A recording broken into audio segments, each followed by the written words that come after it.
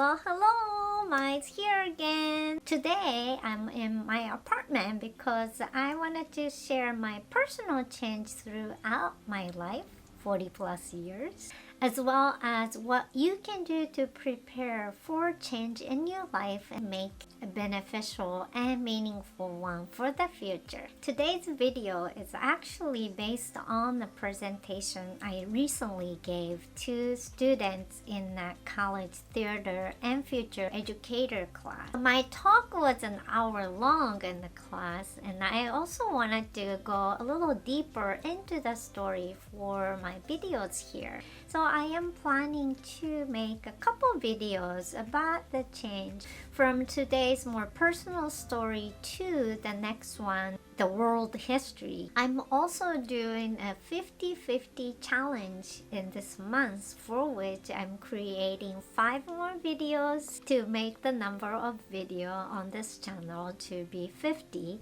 and trying to have 50. That's 10. 50 subscribers by the end of July. So if you enjoy your experience here today, please consider subscribing. You don't need to do it yet. Just enjoy the video and think about it. No, do it. Okay, done with all the talks and let's start. So I was born and raised in Fukuoka, Japan, which is located in south of the country on Kyushu Island. Fukuoka is famous for, now world famous, tonkotsu ramen, which is made out of pork bone with very thin noodle, and it's rich and yummy and I want to eat it now. Fukuoka is supposedly the birthplace of tonkotsu ramen, also known for street food stands. Probably they're not so active right now because of the pandemic. However, if you go to Fukuoka and walk around the central part of the city, you will see a lot of vendors on the street serving food, including tonkotsu ramen. It's really a fun city. People are so open and friendly, and I love my hometown. I remember in my childhood, I always wanted to move somewhere else. Although I love my hometown, I always wanted to move somewhere far from where I lived, to meet new people, see something different, and experience something different. I was very curious about the world outside of my world. I lived in Fukuoka until high school with my family, and my first big change happened going to university and living by myself. So I moved to Kyoto, which is an old capital of Japan before Tokyo. So the university I went is called Doshisha University, which was started as an English school funded by Jonijima after he attended Amherst College in Massachusetts. It's a Protestant university in the heart of Kyoto, known for historical architecture, Buddhist temples, and Shinto shrines. But on the university campus, there are a lot of New England-style buildings. I majored in English with my childhood dream of moving elsewhere. But in this time, in addition to the dream, I had a dream of making friends outside of Japan and thought that I should know English to make the dream come true. After I graduated from the university, I found a new dream of becoming an artist. But at the time, I wasn't sure what the difference between art and design. I wanted to study the difference because I was always interested in them, influenced by my mother, who wanted to become an illustrator when she was young and into fashion and cool designs. She used to buy stationeries and some kitchen tools, home goods, had a little different design than the general. So now I have this dream of making friends outside of Japan and studying art and design, I combined them and moved to Monterey to attend Monterey Peninsula College as an international student. After finishing my study at Doshisha, I moved back to Fukuoka to live with my parents to save money, just enough for me to stay in the United States for a couple of years. That's the key. I still remember when I was leaving my family's place and saying goodbye to mom and dad. I said something like, I'll be back in a couple of years. And my mom replied immediately by saying, you're not gonna be back in a couple of years. Couple of years. And that was in 2002. And here I am. I am still in California. So I'm still in Monterey, but I didn't stay here continuously since 2002. I moved around. I took mainly art classes at MPC for a few years, and a new opportunity arrived, which was a graduate school at the San Francisco Art Institute. I visited the school. It was beautiful, so nice. I always wanted to live in San Francisco. I got the creative feel on campus. Didn't I say I only had enough money to stay in this country for 2 years? Yeah, that was totally true. But I managed to extend that. Do you want to know more about this? Videos about maybe art school, education, financial aspect. If you are interested in those subjects, please leave a comment below. I'm certainly happy to share my experience and thoughts with you. I studied at SFAI for 3 years, and lucky enough, I got a full-time job at the school in the public education department. How did that happen? That was a change happened.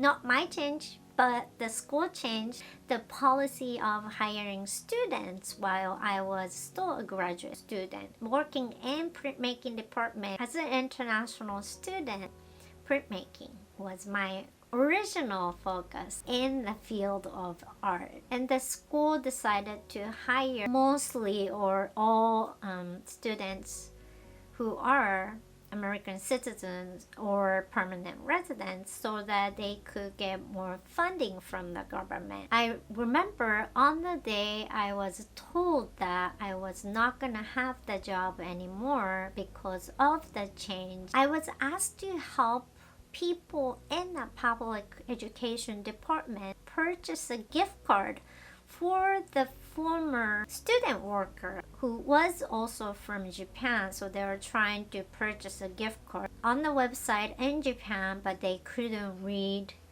Japanese, so I was asked to help them for the purchase. While I was doing so, I mentioned about the change happened in printmaking department, and they said the funding came from different source and they could hire me as a student worker. That eventually became a full-time employment after my graduation. After happy things happen, unfortunate things can happen too. Life isn't just flat, smooth. It's always ups and downs, ups and downs, ups and downs. Good thing happens, sad thing happens, good thing happens, bad thing happens. Anyway, so that job didn't last forever, obviously. And after 2.5 years of working full time, I lost the job. Which means to me at the time, I also lost my visa to live in the country. So I had to move back to Japan or finding another job, but it was really hard. So pack and move. That was really sad. But what can I do? So intentionally, I planned my departure on December 31st in 2010, the end of 2010, and arrived in Japan on January 1st in 2011. I intentionally did it to mentally prepare for this big change in my life after living in California for about 9 years. Did I say I lived in California for 9 years? I did. So, Mom was totally right. That was the beginning of 2011, and not too long after that, on March 11th, a huge earthquake and tsunami hit the country, particularly northern part of the country called Tohoku. I was living in the southern part of Japan, my hometown Fukuoka, so I didn't have any physical damage or feelings or anything yet. Mentally, I was totally devastated and felt the urgency of doing something for the people who were affected by the disasters. Even I thought the reason I was forced to move out of the United States was because of the disasters. Crazy, yeah. That was really hard. It was harder for those people who were directly affected by the disasters, yet living in the same country and not be able to do anything. Even I couldn't share the shake,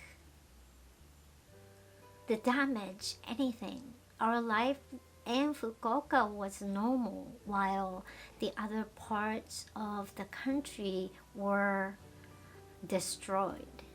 So I decided to move to Tohoku a little later in that year, live and work in the region to help people recover from the disasters as an educator. So that was in 2011, and this year is the 10th anniversary of the disasters. Definitely be better if the disasters had never happened, so that no one would have lost lives. Yeah, looking back at my experience in that area, working with people, especially youth, certainly the experience in Tohoku prepared me for this pandemic with resilience and hope. As an educator, I was able to be involved in multiple progressive and innovative educational initiatives. Young people were the power and hope for the recovery and revitalization from the disasters. Those initiatives try to teach youth the 21st century skills of creativity, critical thinking, communication, and collaboration. I was exposed to a new model of youth education, and I was able to teach those skills because of my involvement in the public education at the San Francisco Art Institute. One of the programs was to teach youth in underrepresented communities in the San Francisco Bay Area those skills through arts education. Again, I moved back to California in 2013 after about a year of working in Tohoku.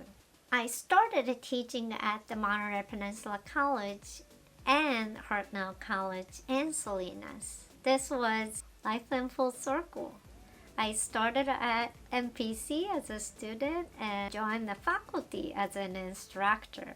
I continued to work with youth in Tohoku here in California through my involvement in another innovative educational initiative called Tomodachi Program, organized by the U.S.-Japan Council at Center for Cities and Schools at UC Berkeley. I taught city planning, leadership, and civic engagement in a program called Y Plan, Use, Plan, Learn, Act Now, and stayed in touch with members of the community in Tohoku. The program was also funded by a Japanese tech company called SoftBank, and part of the program had elements of teaching students a mindset of entrepreneurs, which inspired and taught me, although I was teaching in the program, to open my own small business, which is Playful ground. Playful ground. Here we are. Full circle. There you have it. Here you have it. Those are some big changes that navigated me to where I am now. But I don't just want to share my story with you. So let's share my learning from this. There are 3 things I would like to share with you that you can do in your everyday life to make your change easier and also make it more useful, beneficial, and meaningful for the future. Number 1, reflect on changes and try to connect dots. My dots are moving, making friends, studying English, art and design, education, things like that. This process works well for me to see the path I took more clearly as a continuous one. Number two, learn from the past. It's probably better to learn from the past when it happened, but even years later, looking back at what happened in my life always gives me something to learn from that experience. For me, resilience, positivity, playfulness, hope. What did you gain from the change? It's the question you might want to ask when you reflect on the past. Focus on the gain rather than the loss so that you can be positive about the change. Then you can have a positive learning experience as well. Number three is extra one. That's my learning based on my personality. Make a solid plan sometimes if you are spontaneous. And I am. This is my recent learning from change that I've made in my everyday life. I'm always more spontaneous, as you might have noticed from my story. I had dreams, but I didn't really plan anything so well in that long term. Just things happen to my life and I follow them, which isn't a bad thing. But I feel like some things might have happened a little more quickly if I had planned better. So my third tip is to learn sooner and plan for change sooner so that you can save your precious time and your precious life. I'm trying to do that now. This doesn't mean that you need to change your personality completely from being spontaneous to suddenly all plans and organized. Yeah. Just a couple things in your everyday. Like recently I tried to have plans for video making so that I can get things done more quickly than just having them floating around in my head, or just suddenly inspiration comes and makes something out of this spontaneous inspiration, which still happens. But if you're the opposite side of person, have maybe one day a week or one day a month that you don't put anything on your calendar and just do whatever you feel like doing on that day. Just see what happens. Maybe you can find some inspiration, some new ideas that you may not be able to get if everything planned and you follow the plans and not have room for something spontaneous. So those are 3 things you can do in your everyday life to prepare yourself for change, make it easier and useful for the future. Please share your personal story of change and what you've learned from the change in the comment below. I would love to hear your personal story. I'm going to talk about learning from the past for the future change in a big picture like history in the next video. So please subscribe if you're interested in learning more about change. Also like and share if you enjoyed the experience here today. Thank you so much for watching and I'll see you next time. Bye!